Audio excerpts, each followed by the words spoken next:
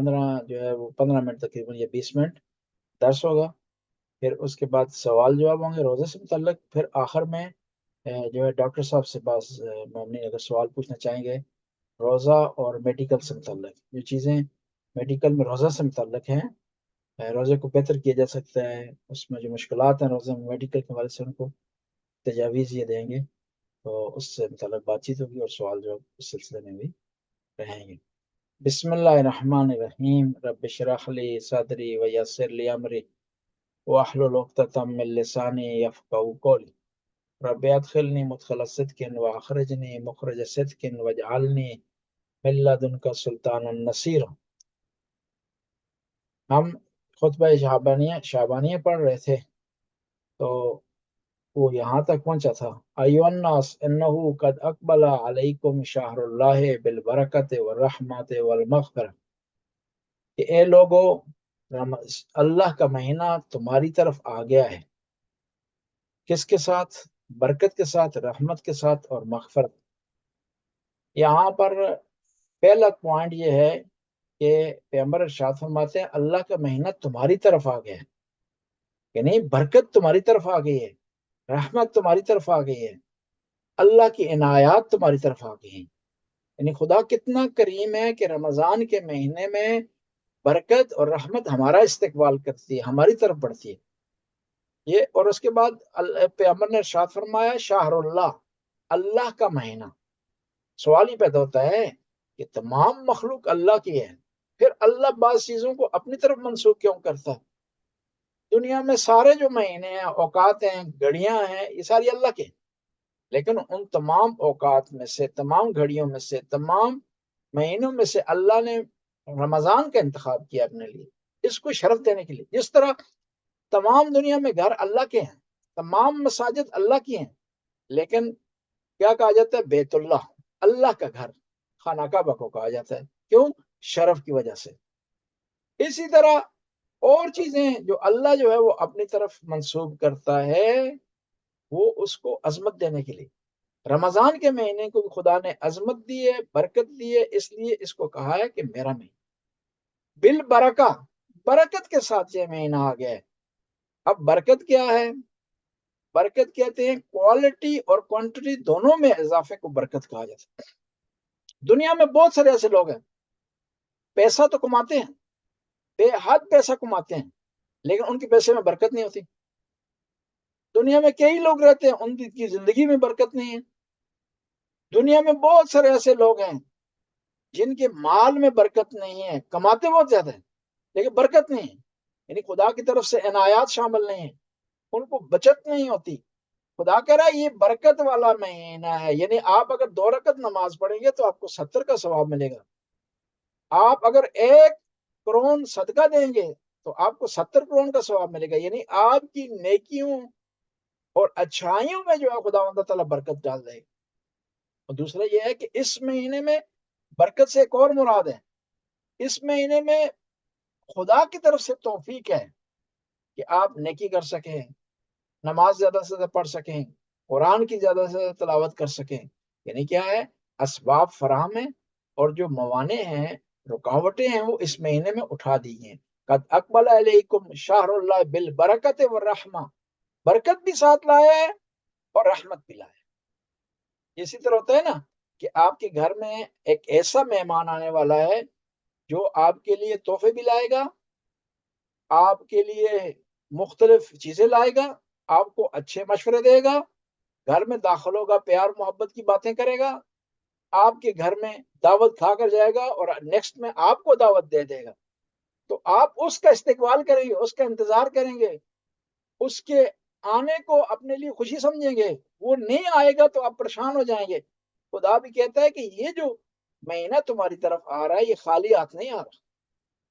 یہ کس کے ساتھ آ رہا ہے؟ تمہارے لیے برکت لے کر آ رہا ہے، رحمت لے کر آ رہا ہے،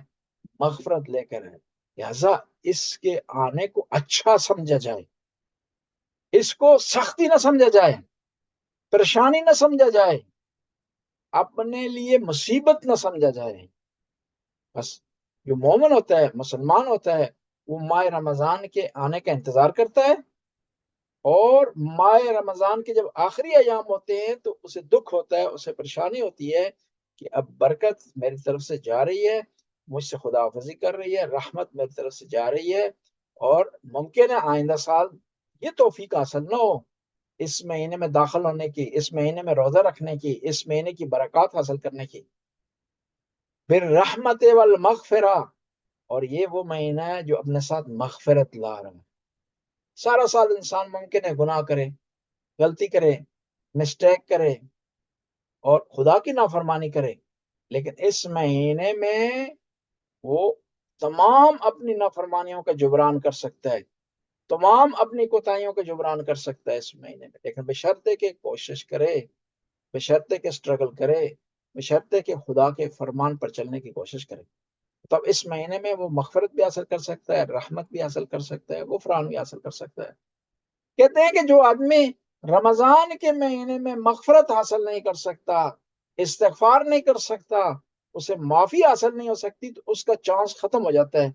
اس کے لیے صرف ایک چانس رہتا ہے کہ وہ حج کے دوران عرفات کے میدان میں جائے، جہاں پر آدم نے توبہ کی، وہاں جا کر استغفار کرے، توبہ کرے، تو پھر اس کی بخشش ہو سکتی ہے۔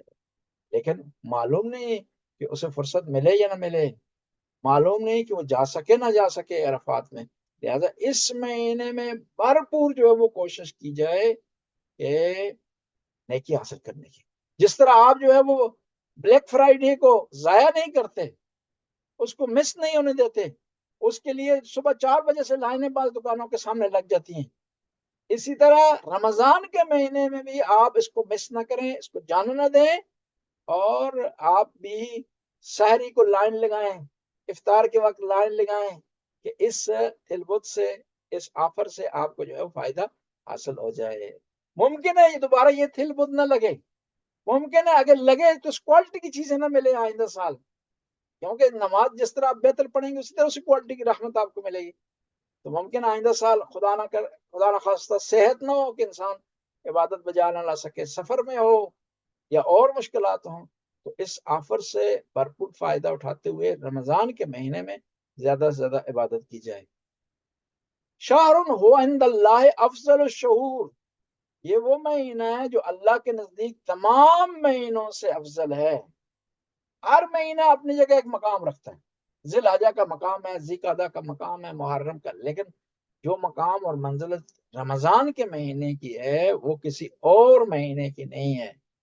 جو برکت اس مہینے میں پائی جاتی کسی اور مہینے میں نہیں۔ ایام ہو، نہ فقط یہ مہینہ افضل ہے، ایام ہو افضل الایام، اس کے دن تمام دنوں سے افضل ہیں، ولیالی ہو افضل اللیالی،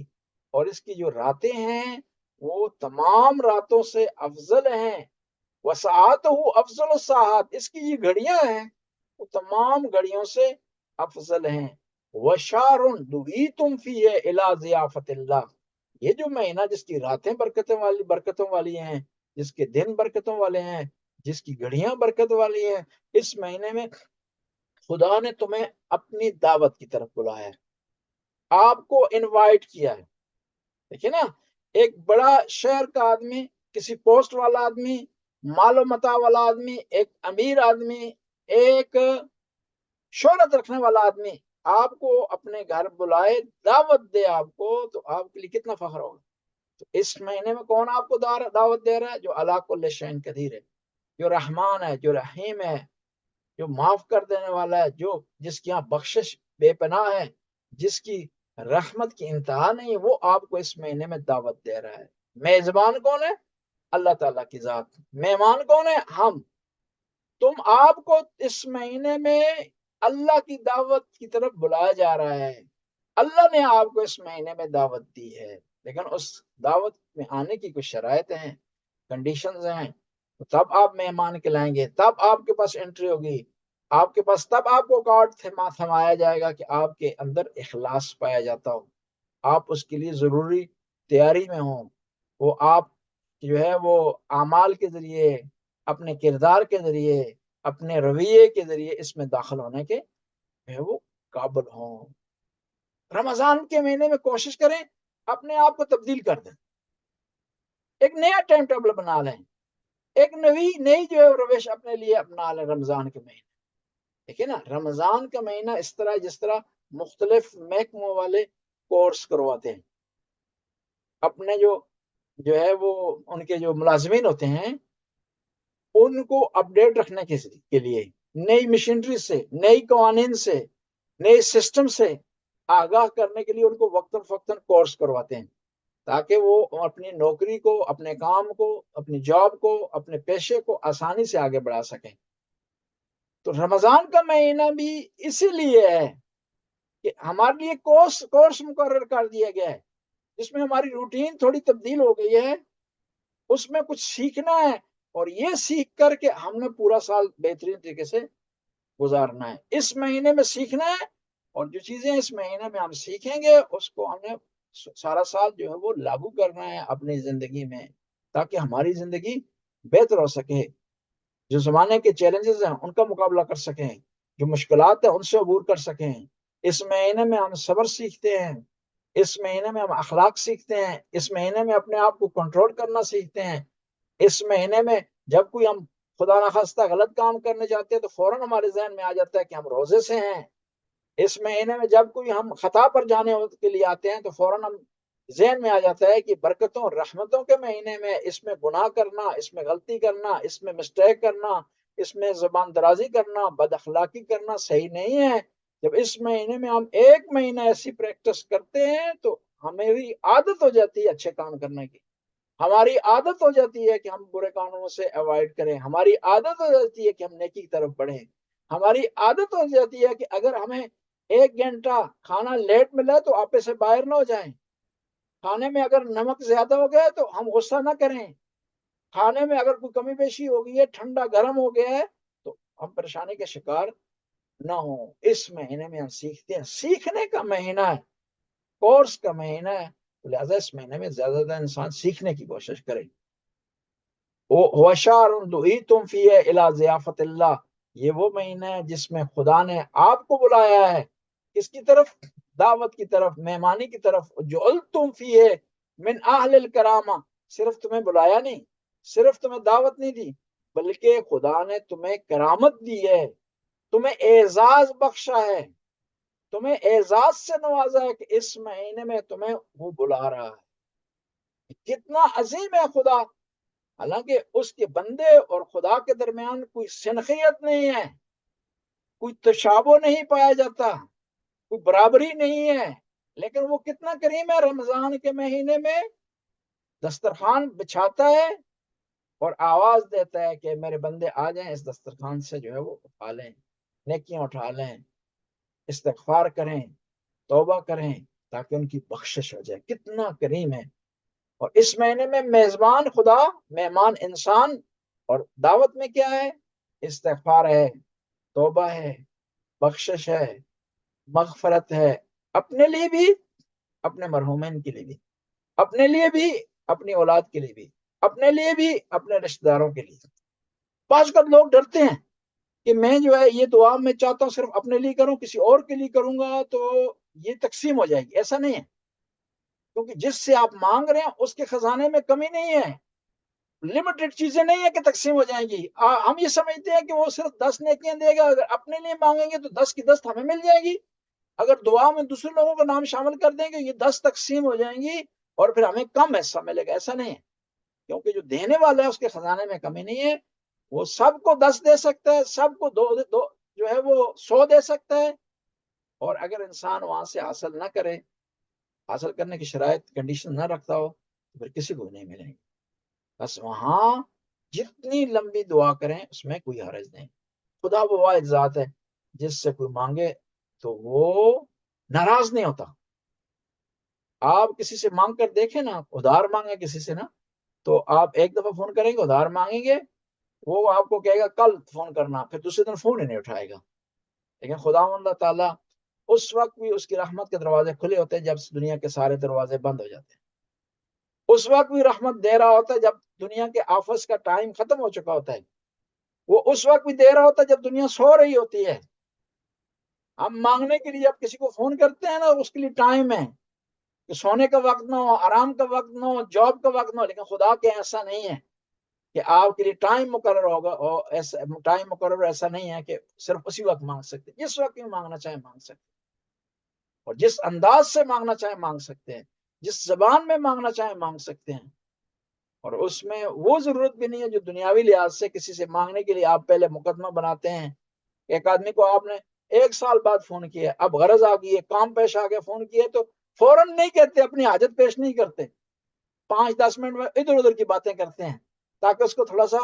نارمل کر دیں اور اپنے ساتھ امانگ کریں، وہی نہ سمجھے کہ صرف پیسے مانگنے کے لیے فون کیا۔ لیکن خدا کے ایسا نہیں ہے، ڈائریکٹ مانگ سکتے ہیں، بلا فاصلہ مانگ سکتے ہیں، بغیر کسی مقدمے کے مانگ سکتے ہیں، لیکن بشرطے کہ مانگنے والے آپ بنے، اس کے خزانے میں کسی چیز کی کمی نہیں ہے، خاص طور پر رمضان کے مہینے میں۔ جی، کیونکہ دوسرے 2 ابھی سیشن ہیں تو یہیں پر ہم روکتے ہیں، ابھی کسی سوال جواب ہوں، عام شرعی سوالوں